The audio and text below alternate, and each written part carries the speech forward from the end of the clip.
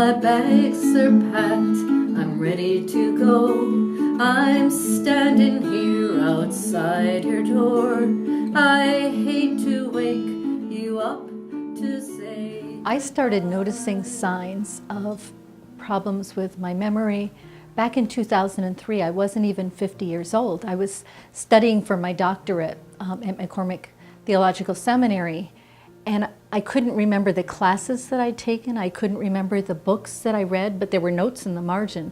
I couldn't remember my fellow students. So I was very cognizant that it wasn't normal.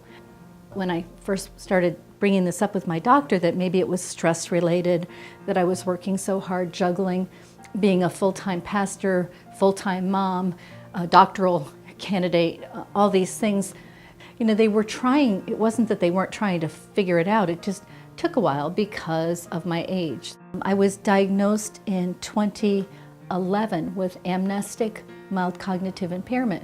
In some way, it was a relief. I know that sounds crazy, but there was something wrong with my brain. I think part of it was relief, part of it was sadness, part of it was, oh my gosh, my life is going to be different. I had to go through all the grieving stages. It was hard. I was going 100 miles an hour and all of a sudden everything stopped with this diagnosis. So I had to really figure out what I wanted to do with my time and my life. And so it was like, what do I do next? And so I had to kind of move from why me to what next. The month that you're not going to go? Well, I've known Cynthia for 9 years. I met her in January of 2009, and she was diagnosed, I believe, in 2011. She was actually my pastor at the church I started going to. Well, what I've noticed over time since when I first met Cynthia, that she has trouble with time management. She has trouble with understanding things like shows on TV and things like to follow the point, like to understand what is actually the point of what she's watching, or if, especially with reading. She was an avid reader, and now she's unable to remember anything that she read. I can see where so many people see her and they say, "You don't look like you look fine. There's nothing wrong with you. Are you sure?" I'm forgetful too. There was a lot of, I'm not sure you have Alzheimer's, you look fine. You know, we all forget things. Just yesterday I forgot my keys. And so there's dismissing, and I think people do that because, for a lot of reasons. One is I think that they're afraid that if I can have it, they might have it. There's a myth that you can't learn anything new when you've got a diagnosis of Alzheimer's. And again, nothing could be farther than the truth.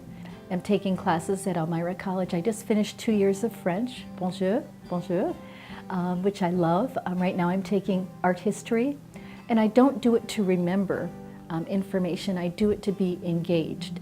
I started a kayaking club 2 summers ago. I always thought it would be fun to kayak. You can learn new things. You might have to adapt them. You might have to change the way you do something. I am very active day to day. No 2 days are the same, and I'm happy as can be. I take much better care of myself physically, and with regard to exercise, I make sure I get that in, that's part of my medicine, if you will. Just try to bring it all the way up to your ears. Okay. I have known Cynthia for a few weeks now.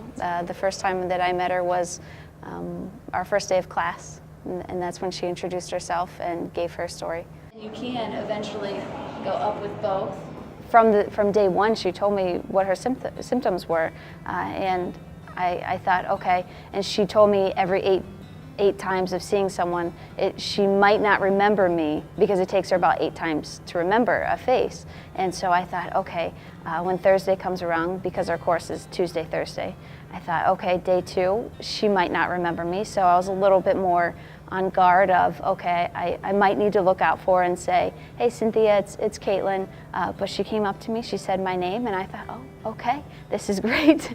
She remembers me. I try to treat her just as every other person in the class, and it was wild for me to think, you know, she's keeping up really well, and she doesn't ask as many questions as I thought she would.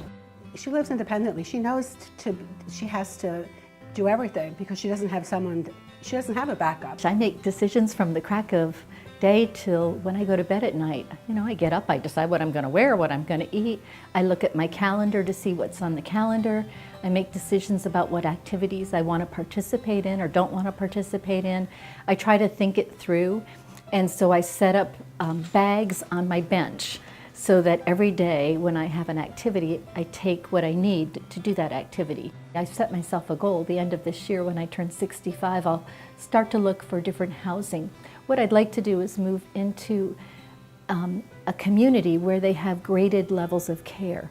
So if I go in living independently, in an independent living situation, and as my condition changes and I need more help, that I'll be within a community that can move with me as I need more care to assisted living and then eventually to the dementia care unit. But I think that there's so many myths out there, so I think one of my jobs is to dispel the myths. Being open about my diagnosis reduces the stigma. It gets the word out that people don't have to be ashamed, and that's really what my mission is. I think that God has given me is to help other people on this journey who maybe are feeling ashamed or embarrassed because of their cognitive challenges. And if I can help it, make it easier for somebody else, that's a wonderful feeling.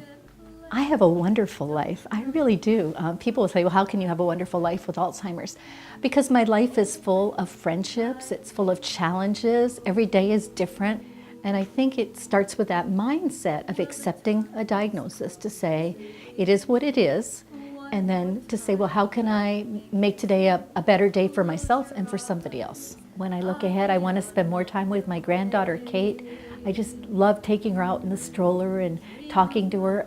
My sadness is that she won't know me. As my disease progresses, she won't know how I am. And I want her so much to know how much I love her, you know? That's my sadness. But I still have lots of adventures ahead. Tell me that you'll wait for me. Hold me like you'll never let me go. I'm leaving on a jet plane. Don't know when I'll be back again. Oh babe, I hate to